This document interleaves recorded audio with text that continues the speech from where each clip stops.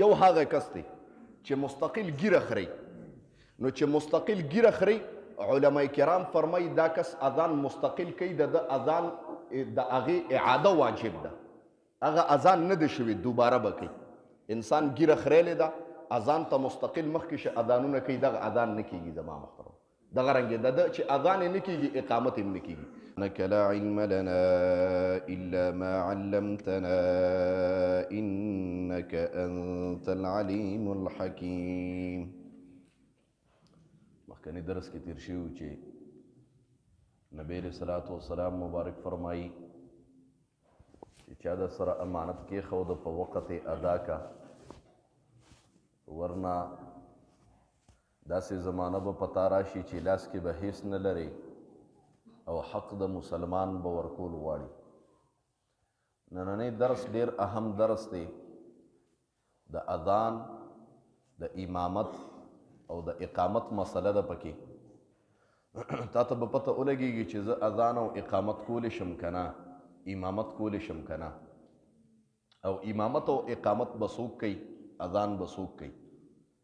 یو څو مسلې داسې دي چې زموږ مسلمانانو کې رایجې دي د اذان او اقامت متعلق، لیکن هغه غلطي دي.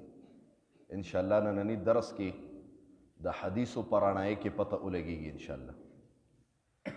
نبی علیه الصلاة والسلام مبارک فرمایي چې لیؤذن لکم خیارکم، پکار دی چې په تاسو کې بهترین خلک په تاسو کې اذان وکړي. چې څنګه که تاسو اکثر خلک بار ملکونو ته تلي، سعودي ته، دوبۍ ته، نو چې څنګه د امامت دپاره یو کس نیولي، داسې د اذان دپاره مؤذن نیولي چې هغه د اذان حروف ادا کولی شي، د اقامت حروف ادا کولی شي. او بعضې خلک چې لکه ډېر بوډا شي، غاښونه نه، اکثر بیا که د هغه نه څوک اقامت اخلي نو بیا خفه کېږي، الان کې هغه حروف هغه نشي ادا کولی. نو چې حروف ادا نشي نو اقامت نه کېږي.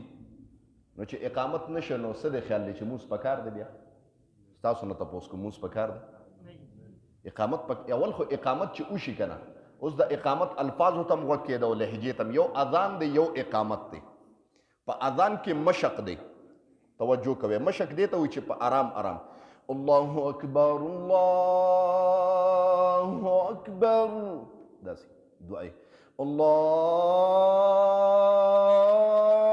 الله اکبر الله اکبر، داسې اشهد ان لا اله الا الله، داسې لهجه داسې. دا خو اذان شه په مزه مزه یو.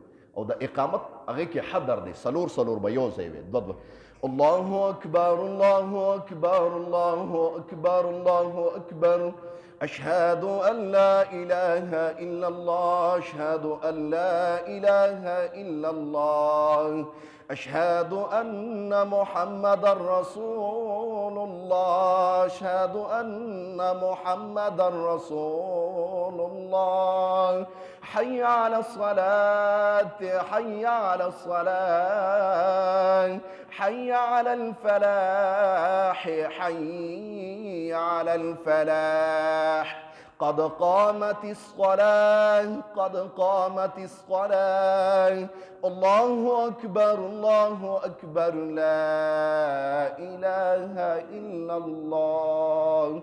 دغه طریقه ده د اقامت. و چې اقامت الفاظ صحیح ادا کړي نو اقامت به وشي. زما محترم د اذان الفاظ مستقل ادا شي نو اذان به کېږي. زما محترمو د یو څو کسان دي چې د هغې اذان نه کېږي، توجه کوئ. یو هغه کس دی چې مستقل ګیره خوري. نو چې مستقل ګیره خوري علما کرام فرمایي دا کس اذان مستقل کوي، د اذان د هغې اعاده واجب ده، هغه اذان نه ده شوي، دوباره به کوي.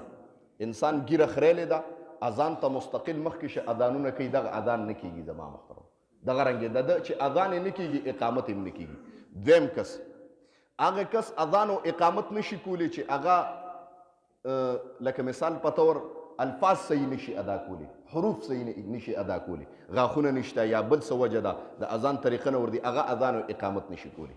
دویم او درېیمه بعضې علما کرام وایي چې نابالغه کس ماشوم چې بالغ عاقل نه دی هغه اذان او اقامت نشي کولی د مامور د دغه دپاره یو وختي کولی شي چې ګیرې خریلي هغه هم وختي کولی شي لکه یو وخت دپاره اذان کولی شي اقامت مستقل به نه دغه کې یا ماشوم دی یو وخت دپاره اذان کولی شي د ما محترم دغه رنګې بله خبره بعد خلک دا تپوس کوي چیرې جی اذان بغیر اودسه کیږي که نه یو مسله دا ده یو مسله خلک دا وایي چې جی څوک اذان وکړي نو هغه به اقامت هم کوي دا مسله مونږ ته وایو که نه اکثر دا مونږ اورېدلې هم ده چې څوک اذان کوي نو هغه به اقامت هم کوي نو یو خبره چې اذان بغیر اودس هم کیږي لیکن افضل دا ده چې اودس ورته وکړي افضل دا ده چې څوک اودس وکړي او که وخت دغه لکه تیریږي ډېر او ته پوه شې چې یاره بس د مانځه ټایم نږدې دی نو خیر دی بغیر اودس یې وکړه ټیک شو یو خبره بله خبره چې کوم سړی اذان وکړي هغه به د جومات نه ګورې بیا بار نوځي بعضې خلک داسې اذان وکړي چې بیا بار لړ شي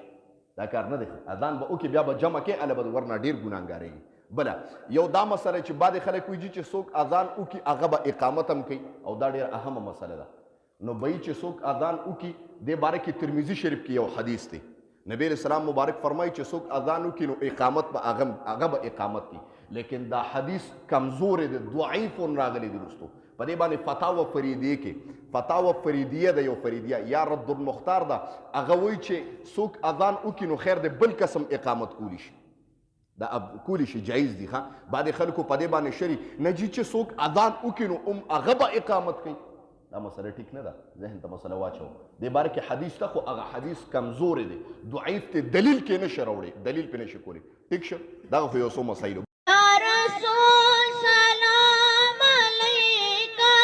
या हबीब सलाम अलैका सलाम